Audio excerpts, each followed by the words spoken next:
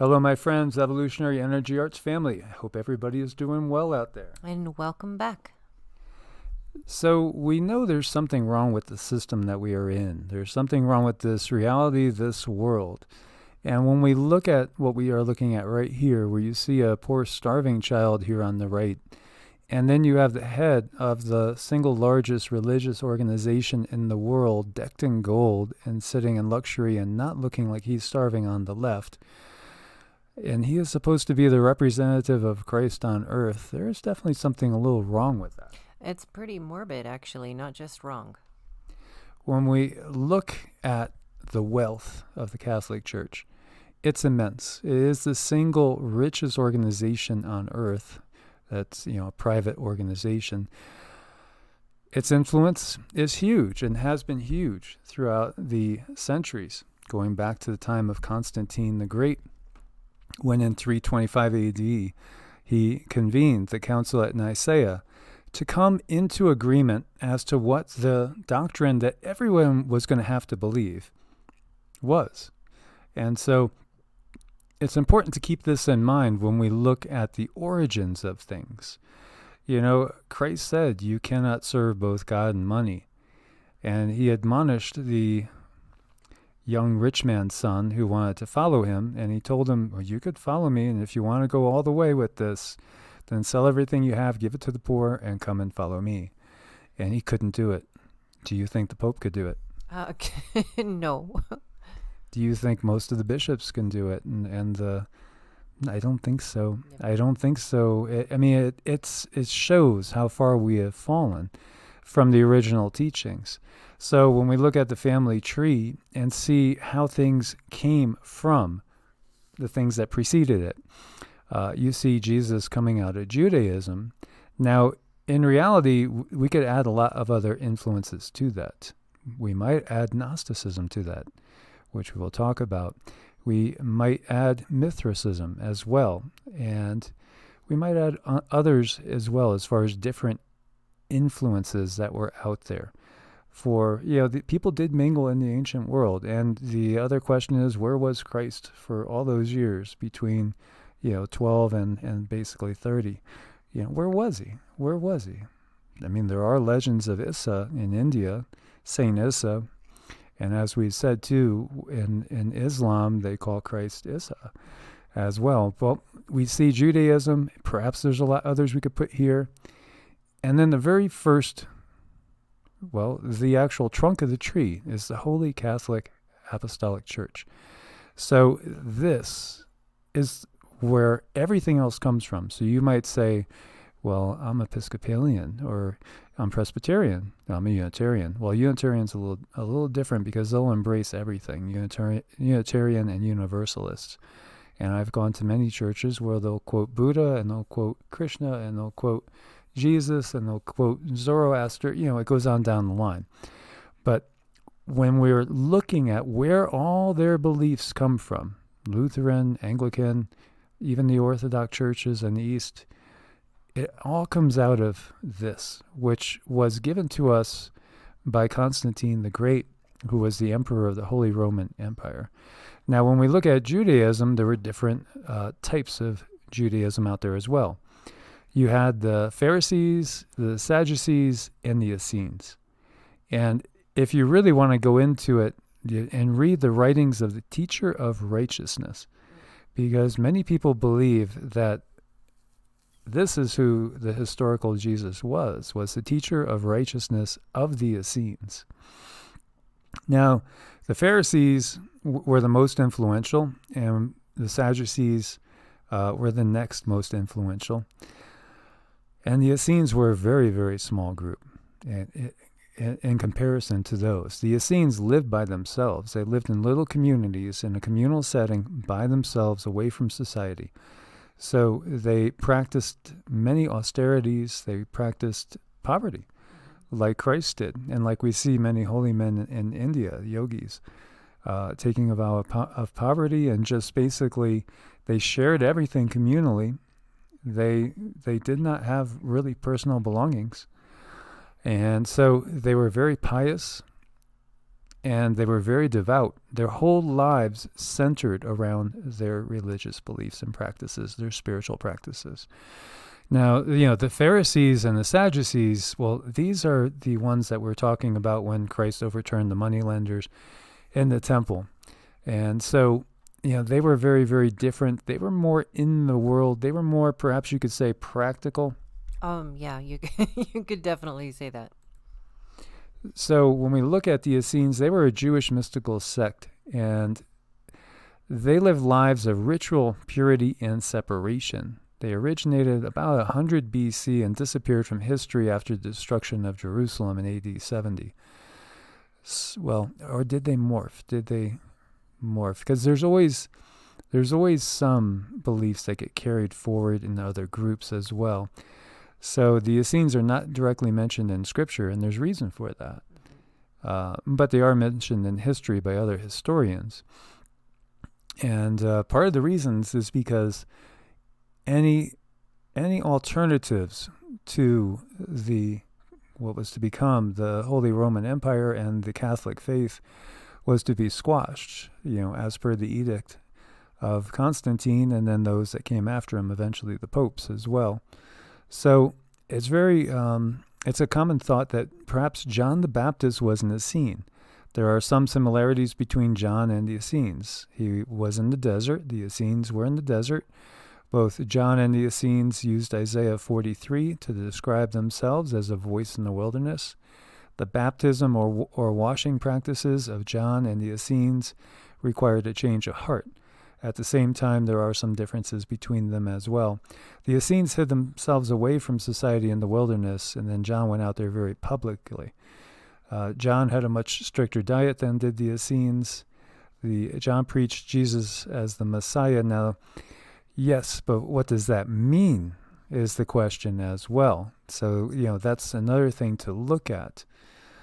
And then there's the thought that John the Baptist and Jesus were actually the second coming of other previous great teachers as well.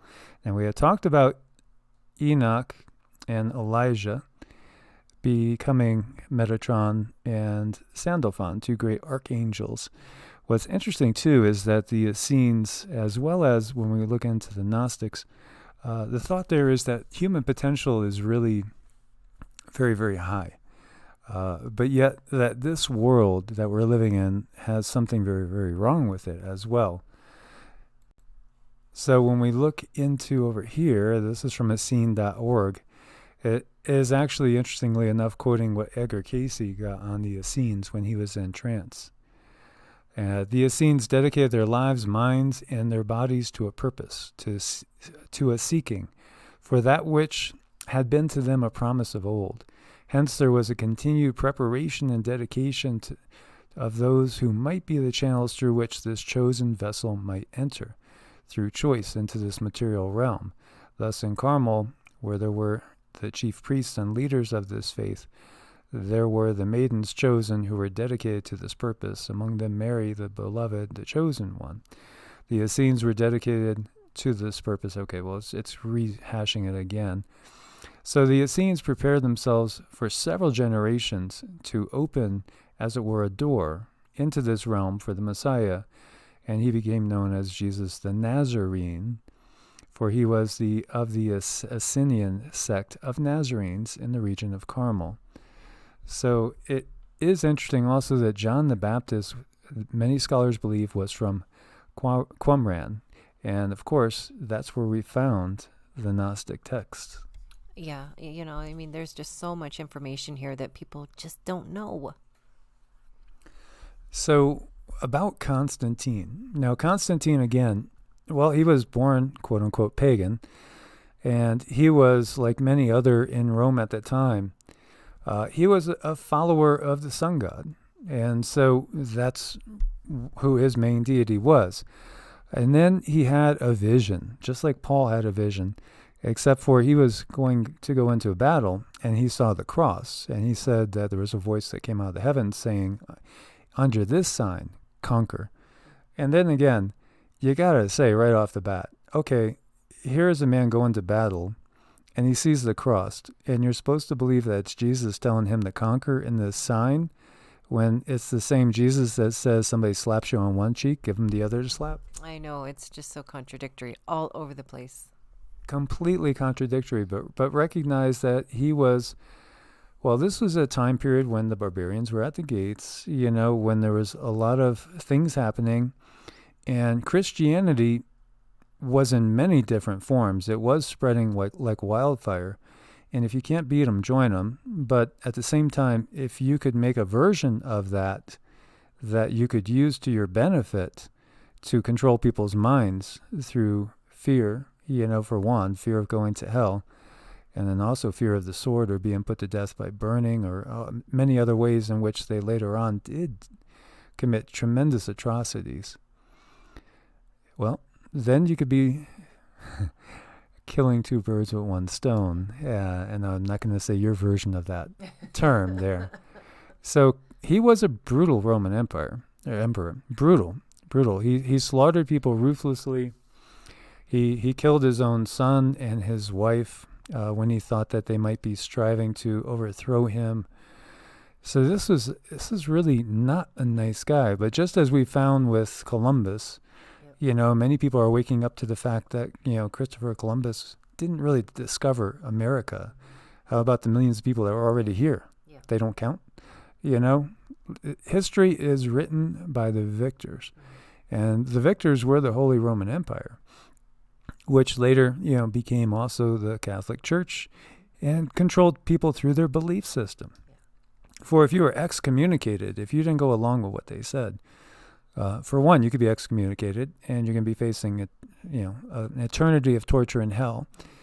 And for two, they will probably kill you to send you there, through many different ways. So, yeah, he was not a good guy by any means. And you see, Christianity between 1st and 4th centuries CE was interpreted differently by various religious factions. After Constantine the Great made Christianity the state religion of Rome, he demanded a unified vision for the new faith, which was attempted at the First Council of Nicaea in 325 CE. Prior to this, the teachings of Arius of Alexandria, who denied the validity of the Christian Trinity amongst Orthodox beliefs, were as valid as any other form of Christianity. The Ebionites of the 4th century CE, among others, denied Christ's divinity and adhered to the belief known as adoptism, whereby Jesus of Nazareth, a sinless man, was adopted by God through his baptism, death, and resurrection, but was not the only begotten Son of God. The Donatists of the 4th century CE in North Africa claimed that the Christian clergy must itself be sinless in emulation of Christ and his apostles, and so any clergy tainted by sin should be barred from administering rites or celebrating the masses. And, they debated on all sorts of things. It was not set in stone. And so people that think that Christianity was always the same going back to the Apostle Peter are completely misinformed. It's not the case. And, there were so many different things they debated on. Some didn't even think he died on the cross. There were those that thought, no, he ended up going off to France. And it was somebody else that died on the cross. Some believe Judas died on the cross. Some believe his twin died. Yeah, Thomas Didymus. Yeah, died on the cross. And there's a lot of other interesting things we will bring up in upcoming videos as well. The Gnostic Gospels, accidentally discovered in 1945 near the Egyptian village of Nag Hammadi.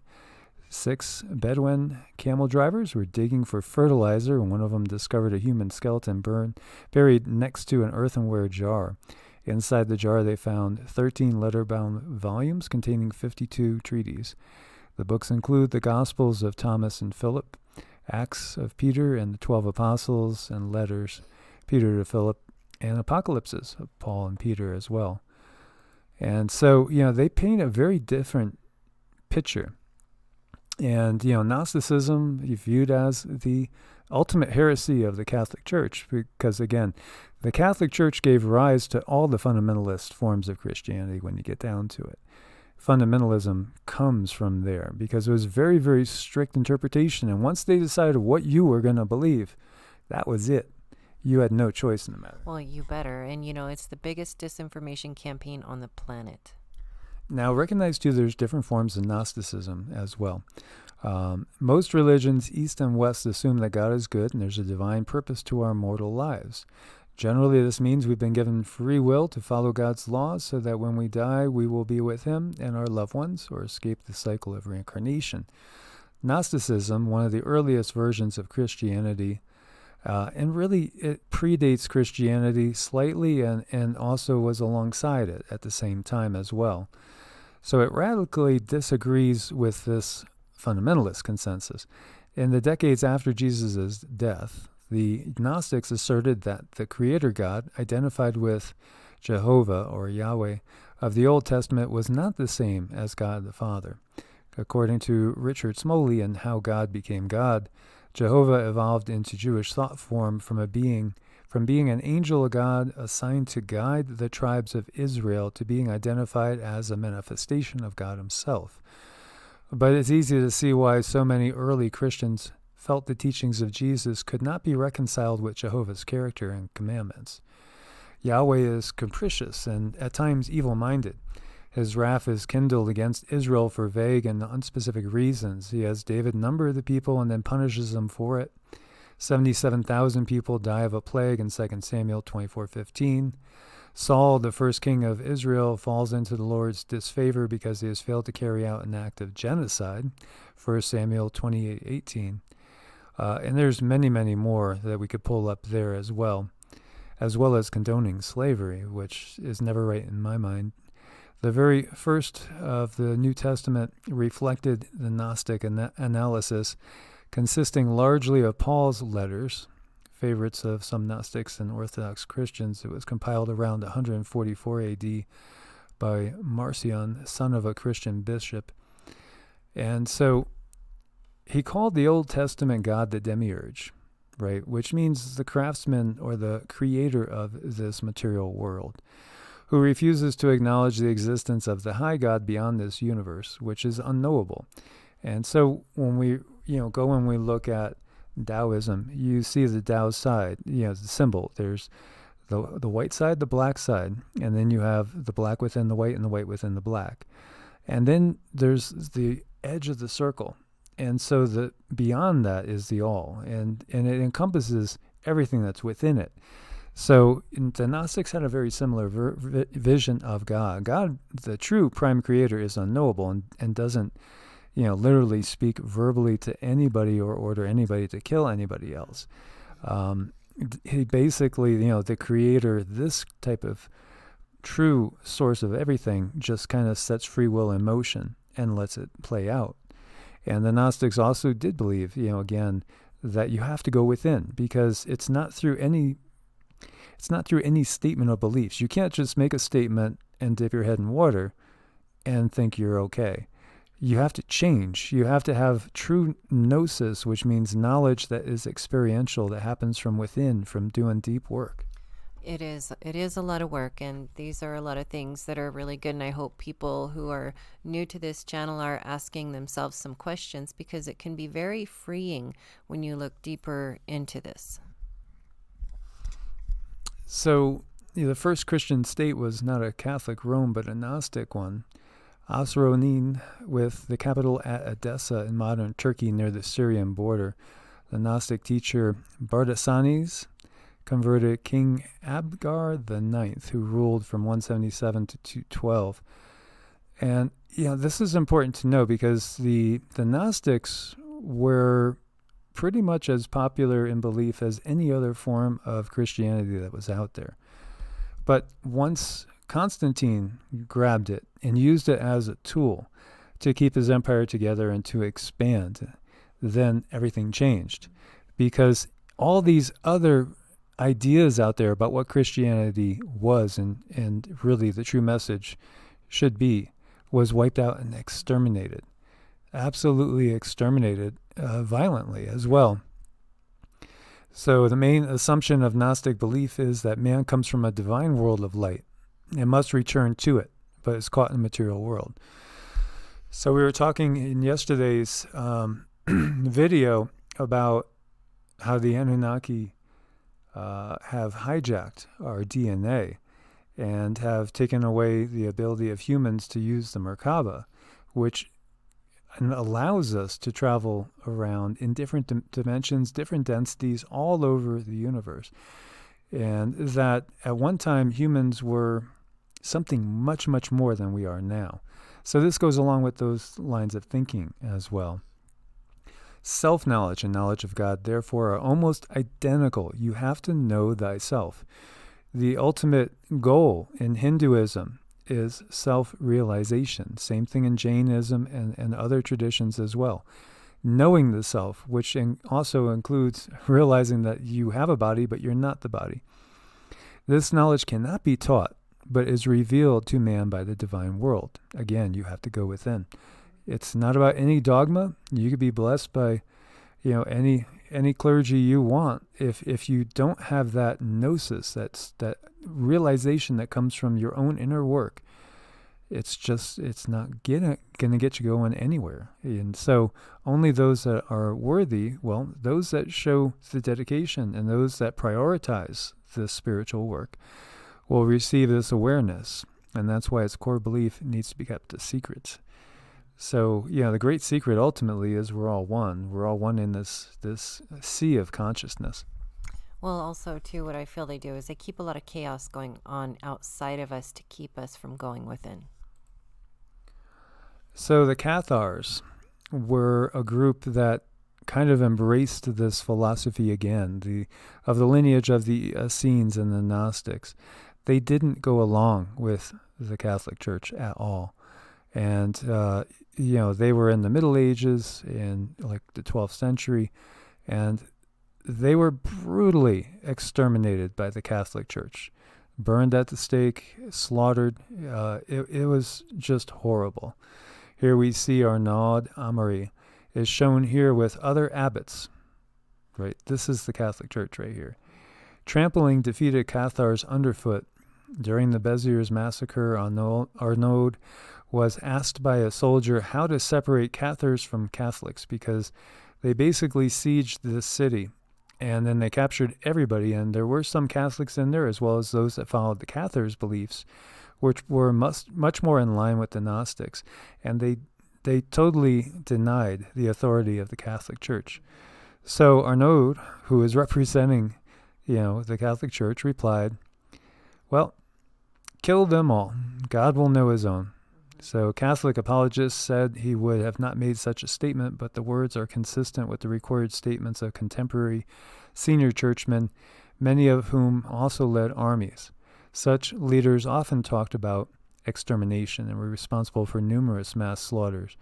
Again, and then all the books that, were of the Essenes and the Gnostics were basically destroyed. Book burnings like we see going on now by the powers that be, although these book burnings are cyber.